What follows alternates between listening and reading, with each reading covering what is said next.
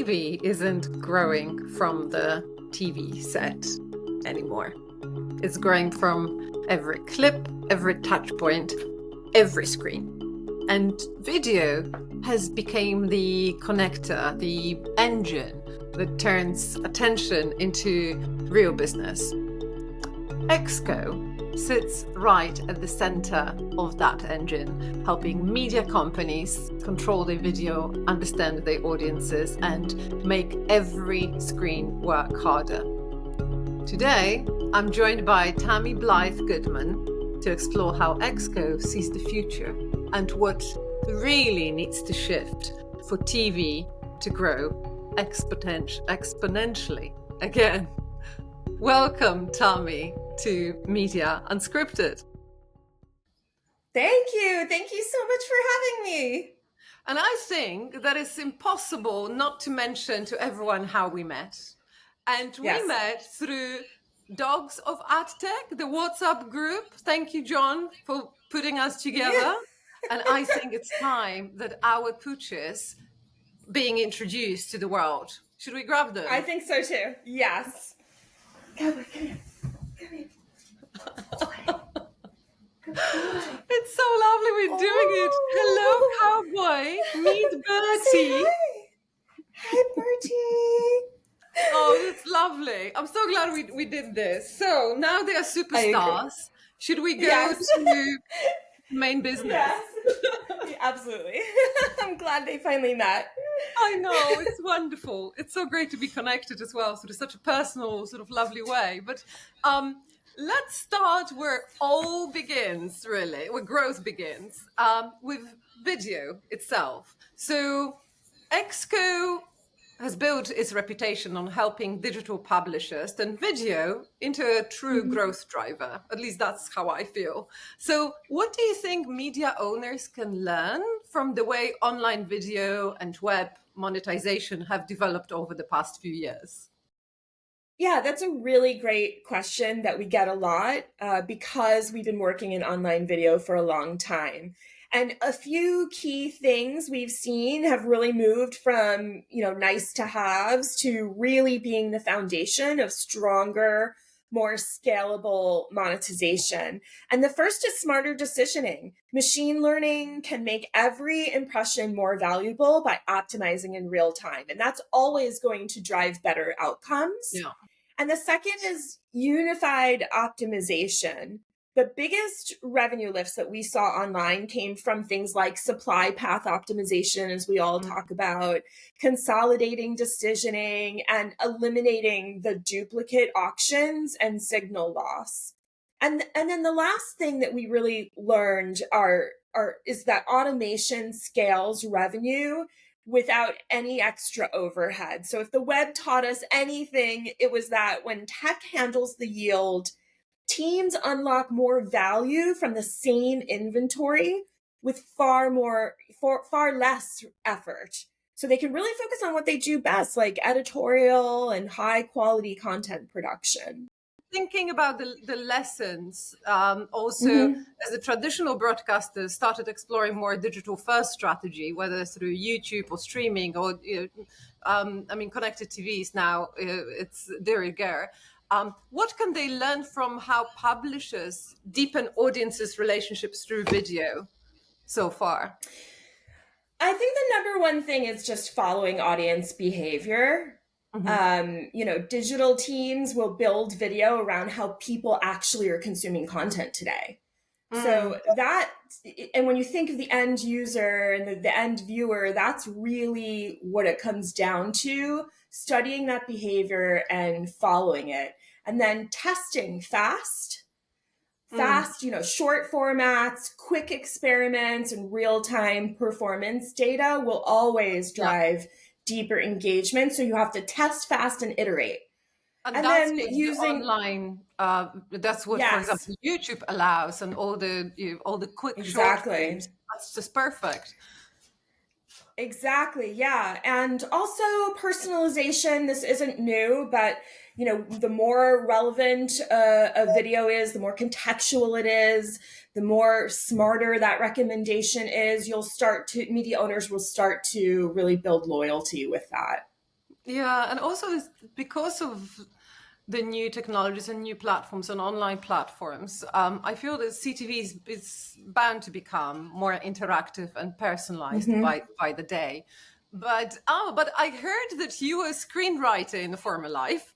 So how do you That's see the true. storytelling evolving as the monetization layer gets smarter and more interactive?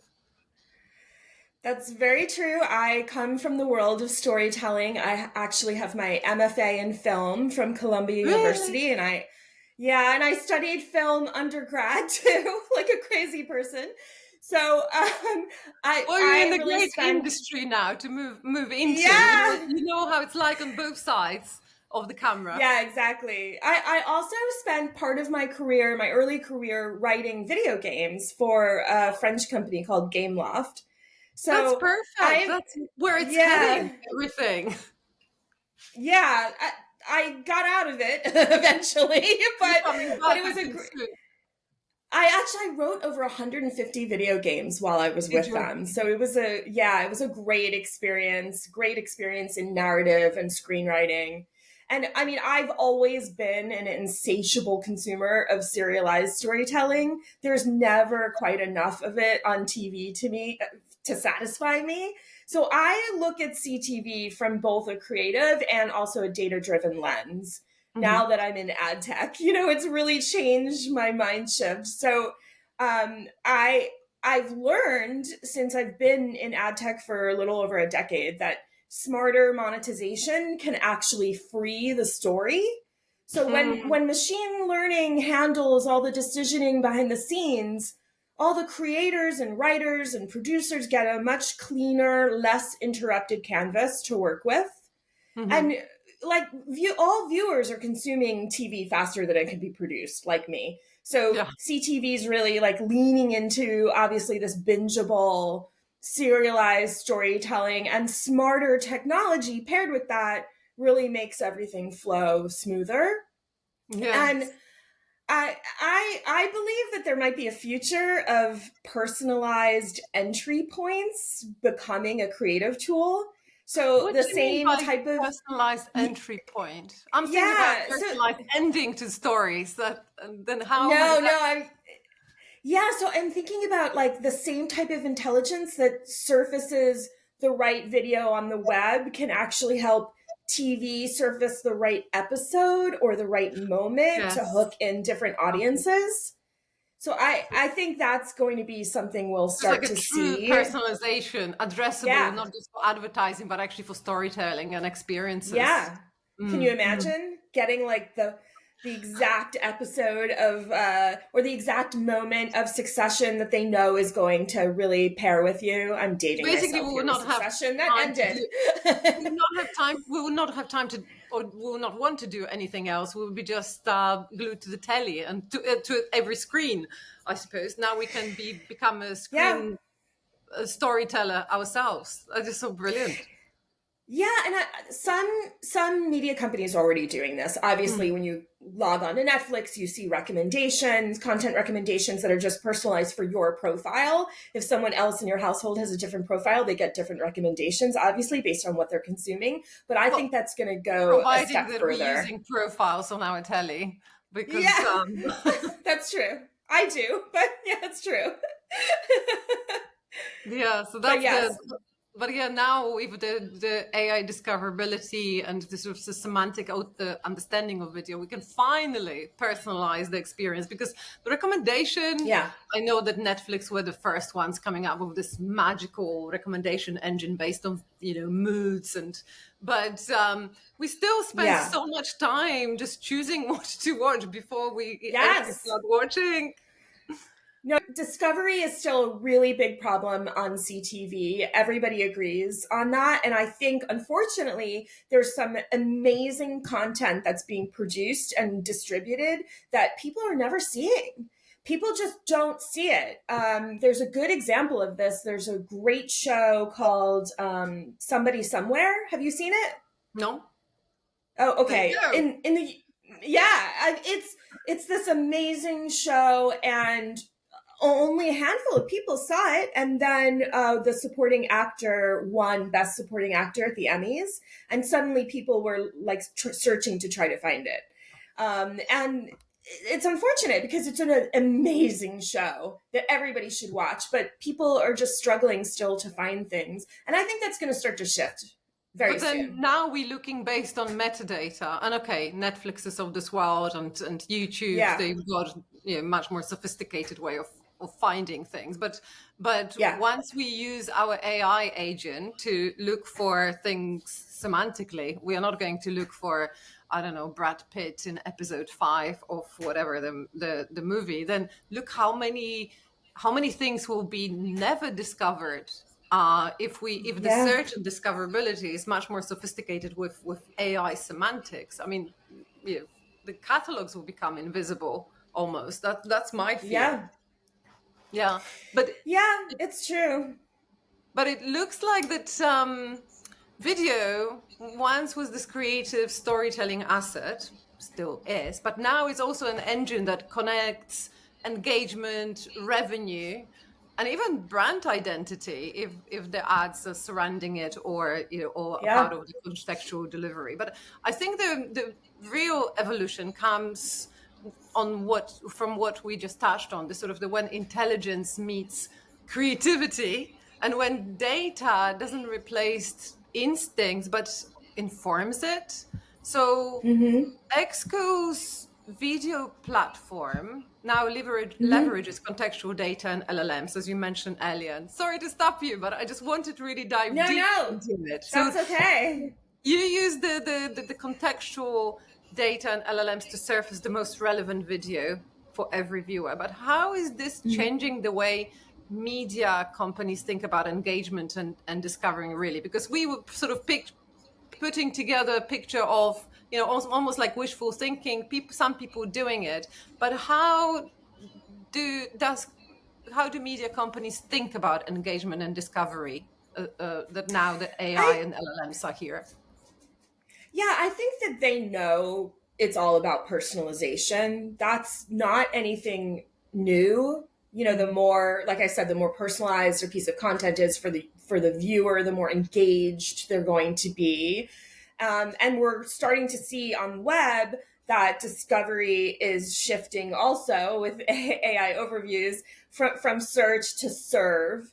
So Okay. I think that's all going to come over to the CTV as well, and technology is really going to be what powers all of that surfacing, proactively surfacing what a user, you know, is most likely to watch next. But we need good technology in the CTV space in order to do that.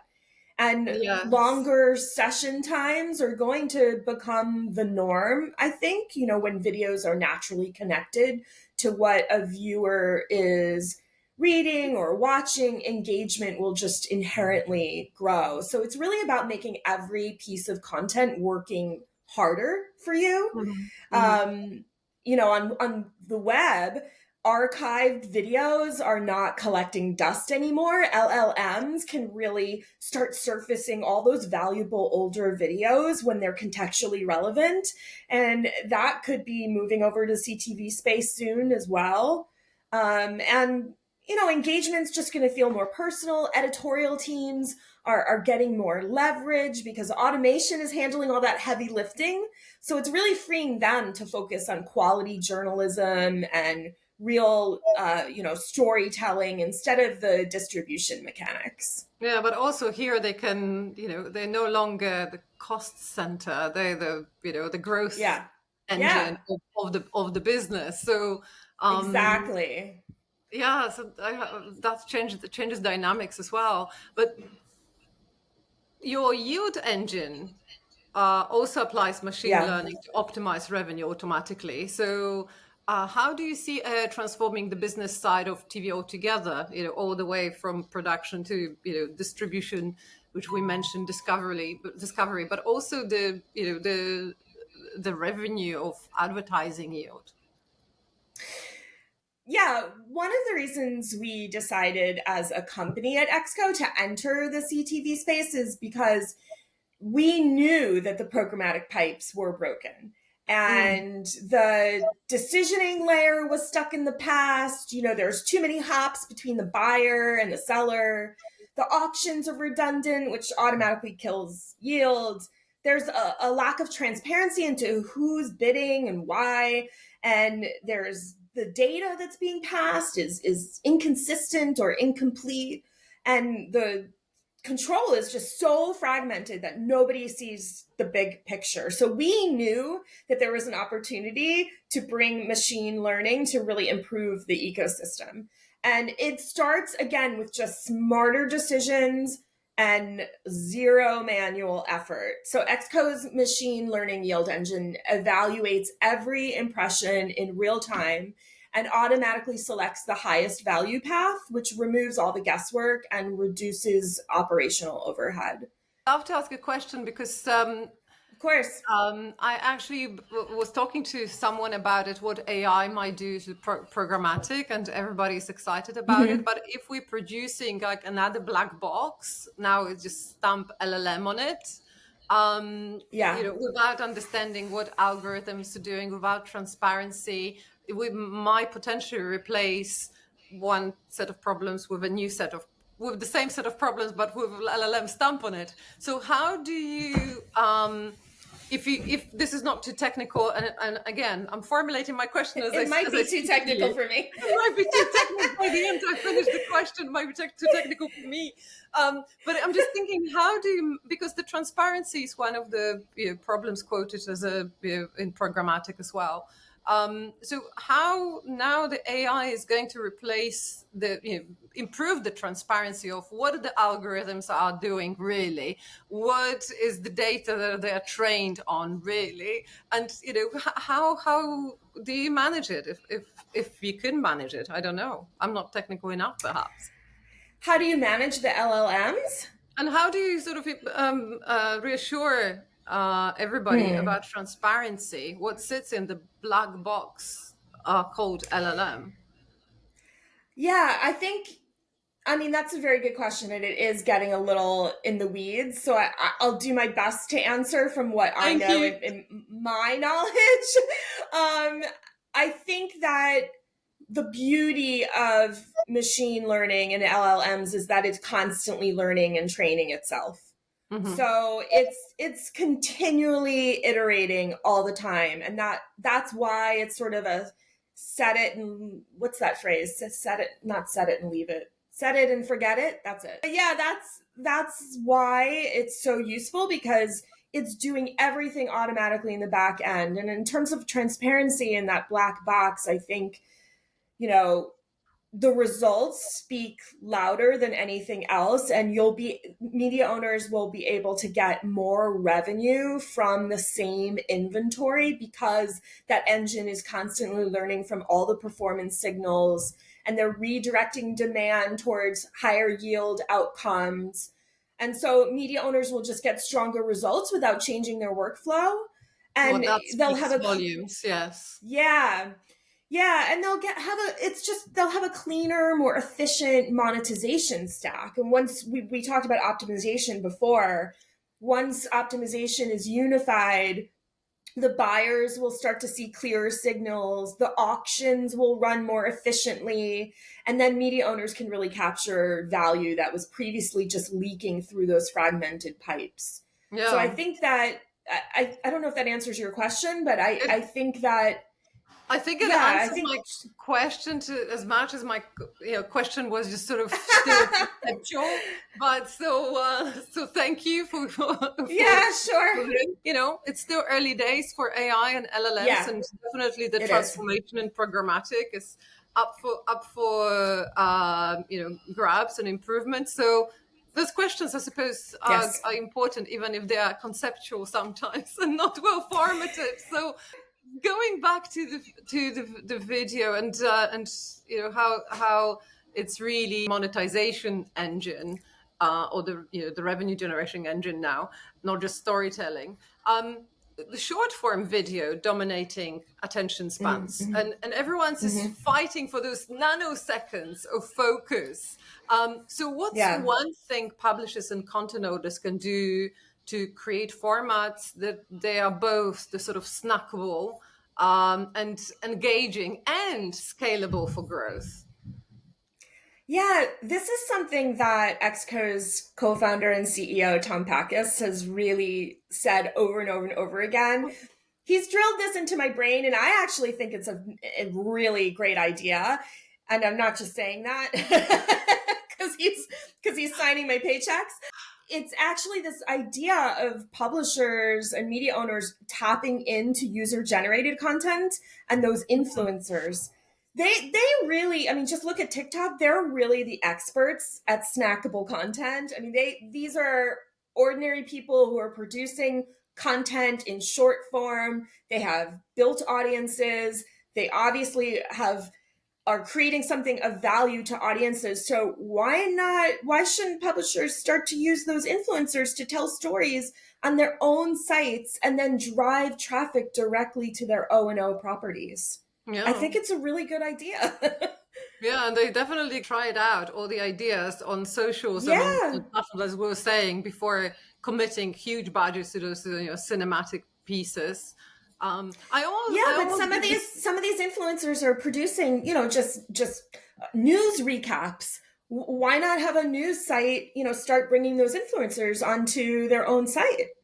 Yeah, I almost absolutely, and I think I saw Tubi in the news today. They started working with content creators. This theory that no content should be commissioned, no the sort of big cinematic, big telly screen commission before it's tested, tried, and it's earned its living and earns its value in the sort of snackable short form, different platforms. And then it also pulls the audiences that are already familiar with the brand, with the title, with the storyline into the big telly. So yes, I agree with your CEO. I believe that too.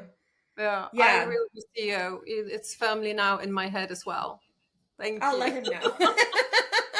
But the real questions, the sort of as we're heading towards the end of the year, looking ahead, what will growth really mean in 2 or 3 years' time, like beyond CPMs and the sort of standard ad models? Where are we heading? I think we're heading in a direction that we've been heading for a while, which has to do with cross screens. So, audiences, obviously, we're all looking at our phones while we're watching TV. And I think the future television won't be measured necessarily in those isolated screens. The growth is really going to hinge on how well CTV, web, mobile apps, the fast channels all work together. And they need to start producing content that's really going to travel. Those stories that natively live across short form, like you were saying, but also long form and CTV environments, building, the loyalty across multiple screens. I think it's been tested in the past and failed, but I think we're still moving towards a direction where everything's going to become cross screen again. And those media owners will just have more control over, the audience and where the stories are going and also how they monetize all of that. I think also in terms of advertising per se, we're really moving towards more outcome focused partnerships. So advertisers are going to, will really care less about the number of impressions that they're serving and more about attention metrics. And that all ties into cross screen. They're really going to, care about what action those audiences are taking. What is the actual business impact that those ads have made across various screens holistically, so they can look at a campaign and see, okay, we hit these touch points. Which device, which screen had the most impact? What actions did they take? And I think that TV is really moving more and more in that direction. It's been moving that way for a while, but I think now that technology is really starting to catch up, I think that we're going to start to see a lot more of that in the next, 2 to 5 years. Yeah, I mean, 5 years is such a such a long horizon nowadays. Yeah. But It yes, is. I feel that this is heading that way, but maybe not that this is heading that way. This is where the winners are heading, and that's where the Yes. whole industry should go ahead. I mean, TV is not longer on the big screen. I mean, I know that there's a strange discussion Right. like what's TV, like Yeah. TV is like, do you have audiences? Do you have attention? Are you going to dispute it? Are you, do you really want to have a definition? Just go for it, and go for it in a clever way. I call this almost like a liquid content era. You know, like the sort of Yeah. you remember at school, I don't know, maybe you didn't do, chemistry or physics, when you have like Of different course. Yeah. size of vessels and they are connected. So it's like the TV, what we say, should take a shape of this and this, and and it should flow Yeah. like a liquid I content. love that concept. Oh, I'm Okay, stealing that. I trademark, really like trademark. that. Thank you so much. Well, I mean, what is clear from what I hear from you is like the growth itself is just being rewritten.